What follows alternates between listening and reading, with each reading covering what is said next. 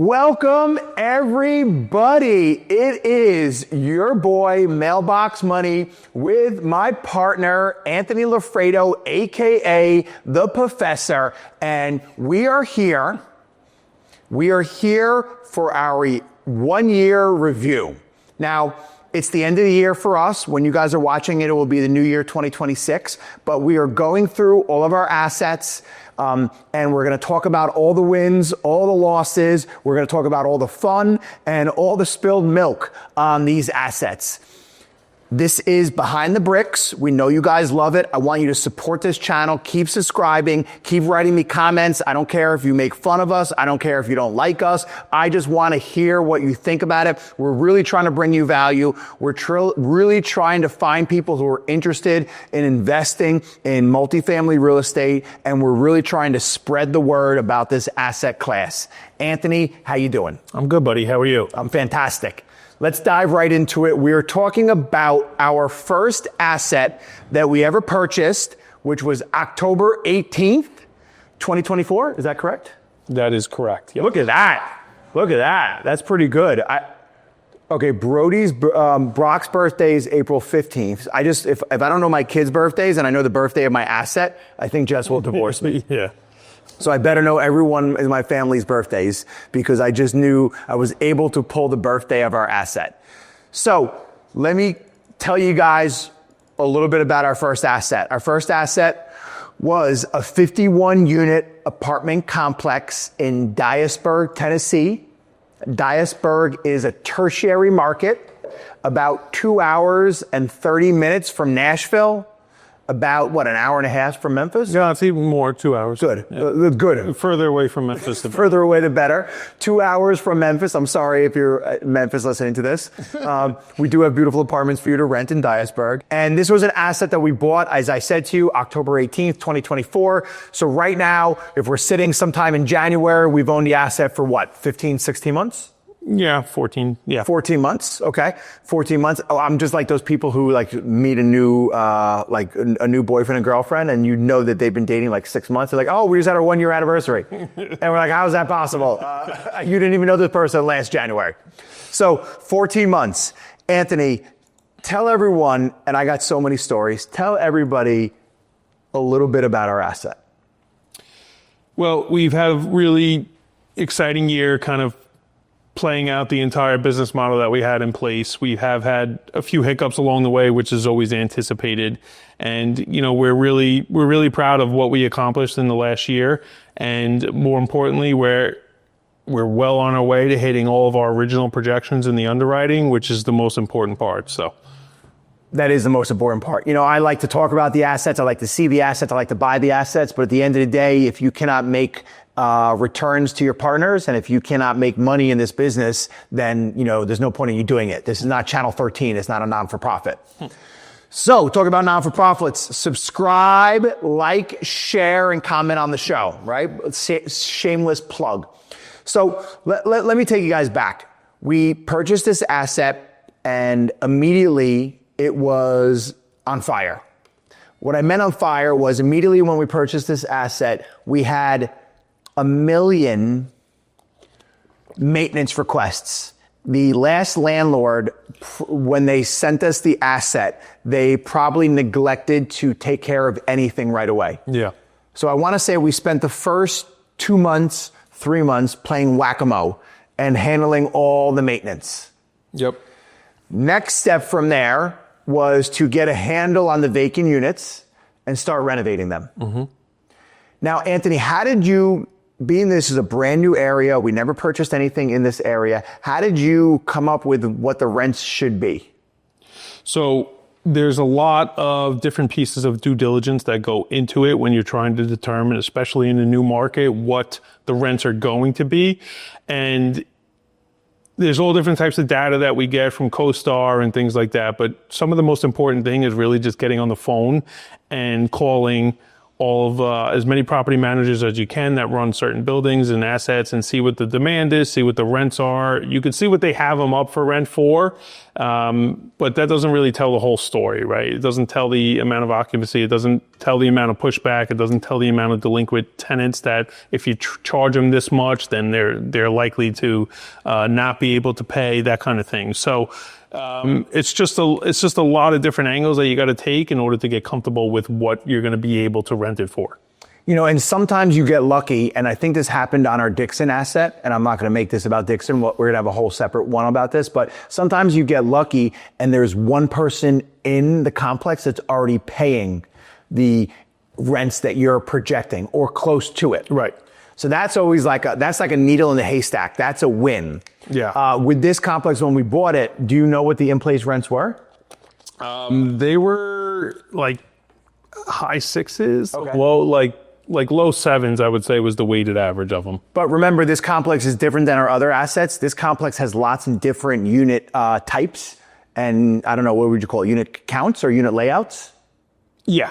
Right, so this one has, and Anthony's gonna know better, this one has a bunch of 1 bedrooms, this has a bunch of 2 bedrooms, and this has a bunch of 3 bedrooms. Yeah, we got 16 ones, 16 ones, 14 twos, and 22 threes. Wow, we have a lot of 3s. Yeah, the threes are huge. The 3s are huge, they're like small little houses. So what Anthony ended up doing is looking at the rents in the neighborhood, projecting the rents, and our goal was to charge $750 for the 1 bedrooms, $850 for the 2 bedrooms, $950 for the 3 bedrooms. Correct. Then what we did, as soon as we closed on the asset, before we swung a hammer, lifted any of our fingers, we came up with a chargeback. Correct. Talk about the chargeback. Chargeback is an offset for the utility expenses from the previous owner were through the roof. So when we did all the underwriting and all of that, you got 2 things, right? You got to increase your income and you got to decrease your expenses. The whole name of the game is getting your NOI as high as possible. So right out of the gate, to Brian's point, when we hired the new property managers, they went into every single tenant. They had them come into the office and re-sign leases underneath their new management. And along with that, we added a $75 chargeback for utilities right out of the gate. So there was some blowback on it, but you either if somebody's going to start to have that kind of issue, then you already might know that they might end up being a problem tenant and things like that. So you also get an opportunity, and the property managers, more importantly, who are the boots on the ground, they get an opportunity to sit there and talk with each tenant.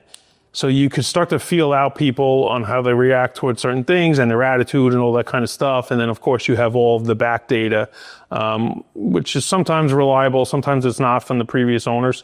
But you do get a little bit of an idea on, their pay history and things like that. So that was the number one thing that we wanted to kind of knock out, in the first few weeks, which all the maintenance tickets, right, too. So if you have tenants coming in and they say, well, you want me to pay an extra $75 and nobody's addressed anything. Well, hey, listen, we're the new owners. We're the new property managers.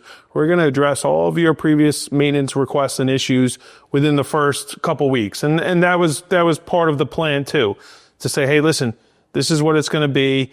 However, all of your issues are going to get taken care of timely. Mm-hmm. So, which is huge. And it was something that we did right away, and right away is bringing more revenue in. Yeah. And not to keep switching around, but it's my podcast. I'll do whatever I want. With our new acquisition, the Whispering Winds portfolio, every unit has its own water. Did you notice that? Correct, yes. Every unit has its own water, and every unit is electric. It's electric only, yeah. So literally, the only chargeback we have to talk about for that one is if we want to do for sanitation, a chargeback. Bug spray. Bug spray, and a filter changing. Yep. So that's something, that we should definitely talk to Chris about, is, even if it's $25, $30, whatever we want to do, right away when he's signing leases, that's a great thing to do to bring some revenue in. 100%, yeah. All right, remind us of that, guys. Remind us. Okay, so those were the first few things we did. Then the next thing that we ran into was, remember I told you guys we closed in October. So now we are doing weekly Zooms with our PM, and I get on a Zoom early December, late November, and we get through the, how was your holiday? How was this? How was that? And he said, listen, we have a major issue there. And I'm like, holy cow. He said, yeah, the last week in November, we get a phone call on a Sunday. I feel like everything bad happens on a Sunday, so don't call me on a Sunday. I'm putting my phone on silent. He says we had a major water main pop. So what ended up happening is one of the main water mains feeding the entire 51 units, 7 buildings popped. And you literally had a geyser in the middle of one of our parking lots. He said they had to come out there with a caterpillar to dig out. They got to the bottom of the plumbing leak, and the fitting was so big, they couldn't get it at a plumbing supply store. They ended up having to get it and buy it directly from the water company. And we both had our stomachs in knots when we were getting this news via Zoom. And it ended up being such a blessing because it really showed us early in this project that our PM is an amazing partner and super trustworthy, because he said, listen, guys, I'm not even going to charge you what I'm charging as the PM, because they charge a fee to manage and they charge a fee for 8%. Yep. He wasn't even going to charge us on that. And the reason he wasn't going to charge us, he's like, listen, if you don't succeed, I don't succeed. And I just felt like right away, I'm like, holy shit, like these guys are winners. And, you know, we got the right player. We got the right person in the scenario on there. Yeah, for sure. They really showed the type of people and company that they are, and that they truly are in this, you know, for the long haul. And, you know, that was right out of the gate. That showed us a lot about who they really are. Now heading into our, you know, probably month 4 or 5, we add how many vacant units? I remember going down there and it was just vacant unit after vacant unit after vacant unit after vacant unit. I remember meeting Anthony down there, not you, Anthony. Their project manager is named Anthony, and I met him down there and I just kept touring vacant units, and I was like, holy cow. Is half of our complex vacant? Like, and are these things ever going to rent? And I remember being, I don't want to use a little concerned. I think that's a light word. Yeah, no, and that's always part of this always happens in the beginning. And with all the single family flipping, you kind of know, like, once you get in there and then you start to demo everything and you start to open up the walls and you start to see, like, holy shit, is this ever going to come to fruition, right? So there was, at one point out of the 51 units, there was 15 of them that were vacant and in some sort of stage of renovation, right? So it was just like, you know, that's always going to be the overwhelming part, where your cash flow is low and you might be in a negative cash flow. Even when you remove the CapEx, you're in a negative cash flow because you have so many vacancies. And that's probably the most high pressure, you know, stressful point of each individual project, just based on this business model that we have.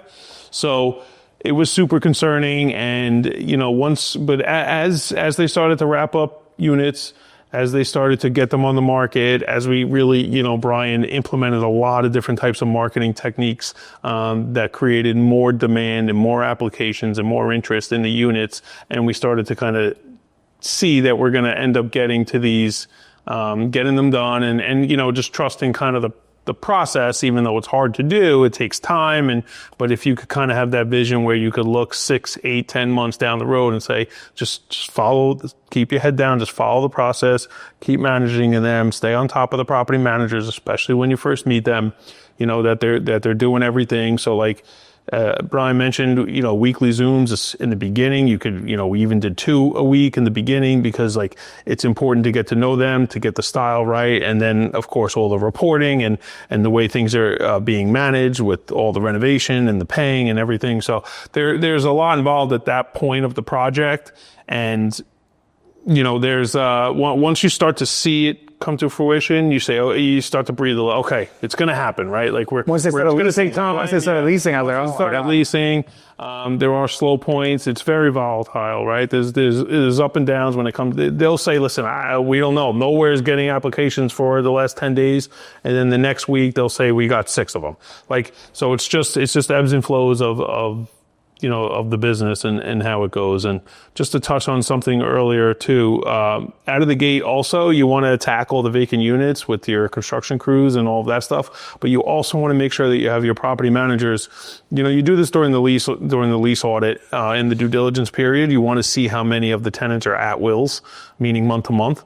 Their leases have expired and then they automatically go in a month to month. So you want to start to attack those at-wills that are still there and start to talk to them about what the new market rents are going to be. And then that's also, the more at-will tenants that you have that are good paying tenants that are willing to either stair step or come right up to the market rent, the better, because then it lowers your overall cost of renovation per unit. So that's important. important. Yeah. That's important with it. So that was a little bit of a scary time. Now, Anthony, tell everyone right now what occupancy we're at. Yeah, we're 90% occupied, and we are. I don't know if you want to touch on like the office and the conversion. I'm gonna get there. I'm gonna get there. Yeah, so we're at 90% occupancy, and the only ones that are not at market rent are the ones that their leases are all coming up now because we've been here for a year, and then the stair steps. So through all of next year, we're going to have every single tenant at market rent without question, which is tremendous. And I think right now we have 4 vacant units. I think 2 of them are currently finished and up for rent right now. Yeah, exactly. Yeah. And before we talk about our last piece to that puzzle, I want to talk about the arson. Do you want to tell a story or do you want me to? No, okay. You're a better storyteller. Another Sunday. I know, I'm telling you guys, maybe we need to just delete Sundays and Sunday can only exist for football. And then we could all just go to bed after the last football game. So Monday morning, I'm making my phone calls, checking in with my clients, and do you ever get a text message that one text comes in and then it goes like this? And like 15 other text messages. And I'm busy trying to get something accomplished Monday morning for my day business, right? Is crazy. And I see it's at my PM and I'm like, shit, we usually speak to them on Wednesdays. Yeah. I don't know why he's reaching out to me on a Monday. And he's like, we got a big problem. And I'm like, holy cow. Sunday night, a father who was living in our complex got into a fight or altercation with his son. His son doesn't live there. Maybe we need to have like big fencing around, right? And his son doesn't live there. His son came back, decided to damage one of our brand new renovated units. Doesn't the story get crazy? So the father lives here. We had a brand new, completely renovated, new kitchen cabinets in the unit. He broke the window, poured an accelerant. I like using the word accelerant. It was probably gasoline. Poured gasoline into the unit, set the unit on fire because it was next to his dad's. Then went to his dad's door, poured gasoline on that, set fire, and poured gasoline on the back door, set fire, trying to enclose his father. Obviously, he wasn't all there, right? Well, long story short, we had the entire unit burned down. We had all the tenants upstairs have to run because of the black smoke. We had a lot of damage at dad's unit. This young man is now arrested. I would only hope that he's incarcerated. I don't know. I didn't follow up on that. It's Tennessee laws, so I imagine. Yeah, exactly. I don't think he walked that day. Yeah, that might have been like a execution because Tennessee laws don't fool around. Obviously, he wasn't, we're making light of it. We're making light of it because nobody was hurt. And the only thing that was damaged was our property. But obviously, he must have had some mental illness to do something like this. So this is a crazy story, but it just speaks again about our PM. It just speaks again about our process. It just speaks again about our insurance guy who was on one of the last podcasts. Check it out. I think you'll love it, Andrew. You could link for this next episode if you wanted to. But so what ended up happening? The unit that we renovated was totally destroyed. Thank God the people upstairs that had smoke, we had to repaint their units. We had to put these fans that suck out the smoke. Dad's unit, we had to change out the front door, back door, and do some cleaning up. Thank God we had insurance. Yeah. Because we ended up getting all of the money to renovate the unit, some extra money to fix up some of the other items that were damaged throughout the process, and it didn't cost us anything out of pocket. Correct. And why that's important is because we didn't budget. When Anthony makes these CapEx budgets, we can't budget for arson. Right? And that's why you need insurance. And it just showed us again where you get punched in the face, you got to keep walking, and then you got to somehow turn it into a positive. Yep. And I think we did. And you got to make sure that every part of your team, all the way down to your insurance agent, is the right person and the right fit and provide you with the right coverage, right? Because we could have gotten a lower policy or a cheaper policy from anybody, but we went to the person, the expert that we knew was going to set us up that in the case of something like this, we're covered. Yeah. Insurance is, it's very important. It protects your whole asset. Yeah, it protects your whole asset, and insurance is for, the stuff that you can't predict, you can't predict, you can't spreadsheet. So again, another time when we were punched in the face, just when we were getting to 90% occupied on the complex. Yep. All right, now, Ant, talk to everyone about what we're going to be doing in Q1. And I think some of the plumbing is done there yet, or maybe it's not, but we got to get moving on that for the office. For the office, yeah. So it's a 51 unit complex, and the one unit is an office. So when we inherited the property, it was 2 office spaces. One was for the on-site leasing that was occupied by the owner, and the other one was like an accounting firm or something that was renting it for $200 or $250. So what we're doing now is we had the office up for rent. There's not a lot of demand for that kind of office space at that location. So it kind of just sat there for a little while we were taking care of all the other units and all the other issues at the property. So now we are going to take that office space and we're going to convert it into a 2-bedroom and a 1-bedroom apartment. So we're going to take the 51 units, we're going to make it into 52.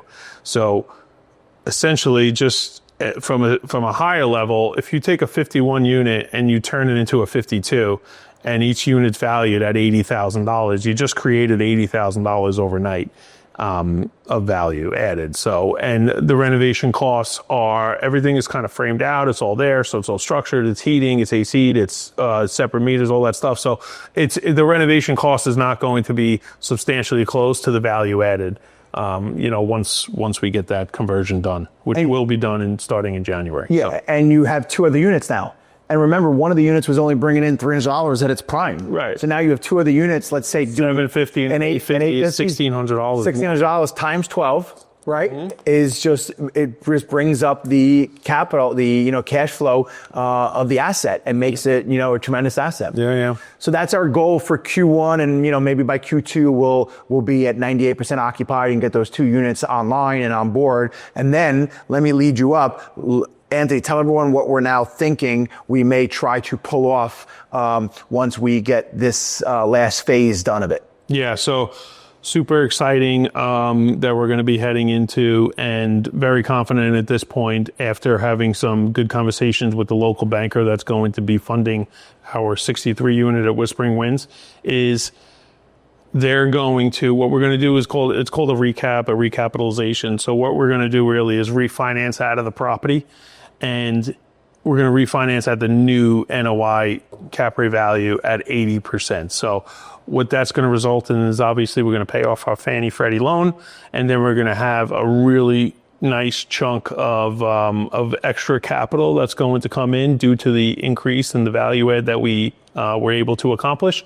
And we're going to have massive 70-80% distributions out to our capital partners just to return the far majority of their initial capital and maintaining their equity shares in the building and everything. Which is insane. Now, of course, if we can't pull this off and for some reason it doesn't happen, then we'll just start giving out dividends of the cash flow. Correct. And we'll continue with our plan of holding it for 5 to 6 years. Mm-hmm. But with this new relationship and with the amount of value we've created there, we believe that after a new appraisal is done and they could see all of the new in-place rents and all the other comp sales of other complexes in the area, that we'll be able to pull out nice capital. And for this game is the quicker we could return capital to our investors and even return our capital just magnifies everyone's returns. Correct. To the next level, because it allows the investor to still be invested into the acquisition, but gives them a lot of their capital back so they could redeploy it.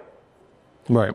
And they still maintain the same amount of equity as when they did on the original purchase. So Yeah, it's the IRR calculation is typically principal over the entire, all the distributions over a period of time. So if you take that 5-year period of time and you shrink it down to 18 months or 2 years, the overall return on your initial capital goes through the roof. So we're excited about it. So just some things that we're fooling around with and playing with heading into Q2 and Q3 of 2026.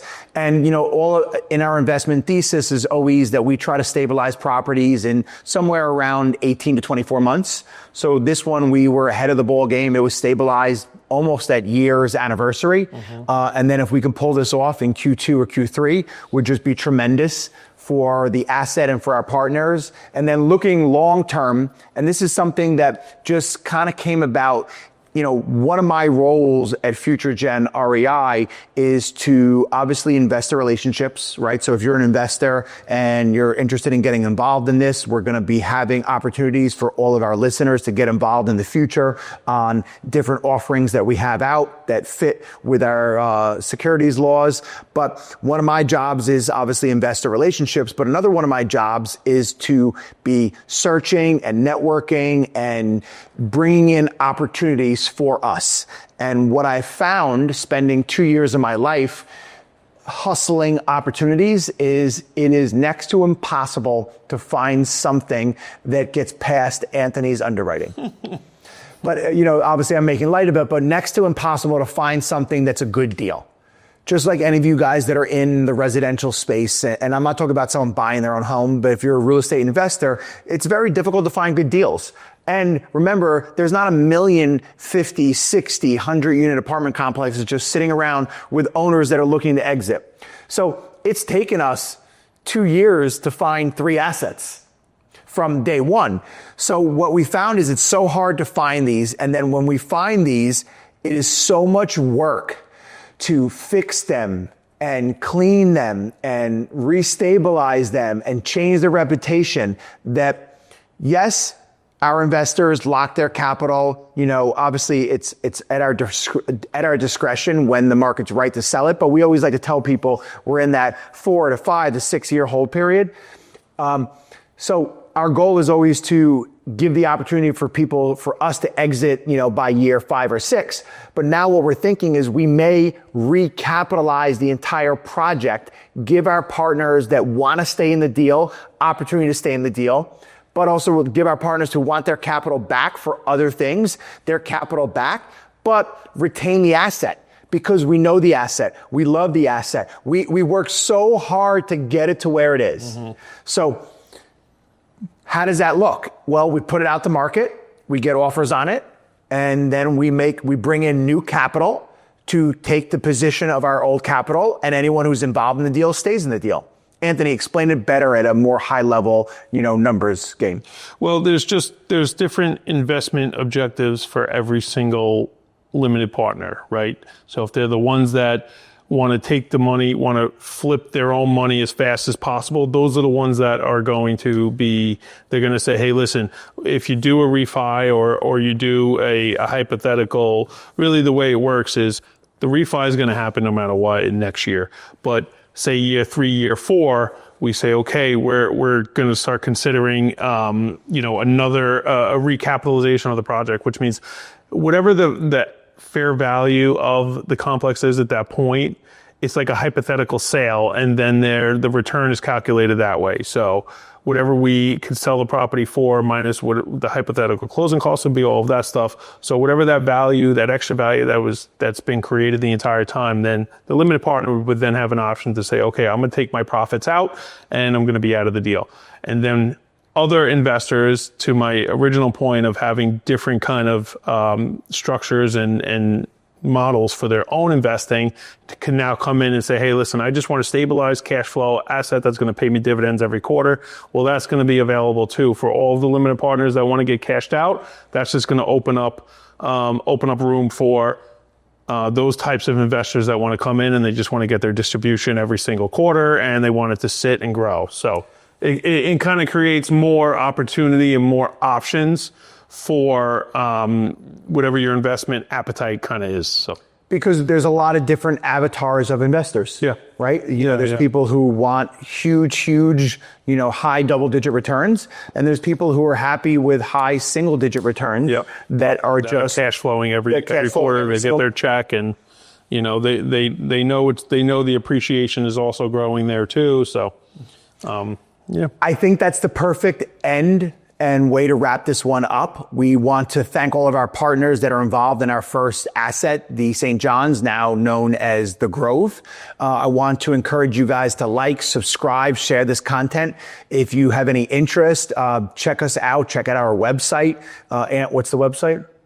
futuregenrei.com. Check it out, futuregenrei.com. You'll check out a bunch of videos. You'll check out a Q&A. You'll check out Anthony and myself bio. And the best part is our offerings and our new acquisitions are always on FutureGen REI. And some of our projects, even when we close them, there is still sometimes room to get involved in them because we don't always bring in all the capital that we need, because we don't want to bring in capital until we need it. So always reach out to us. If we can accommodate you, we'll always do our best. And I'll see you guys next time on Behind the Bricks.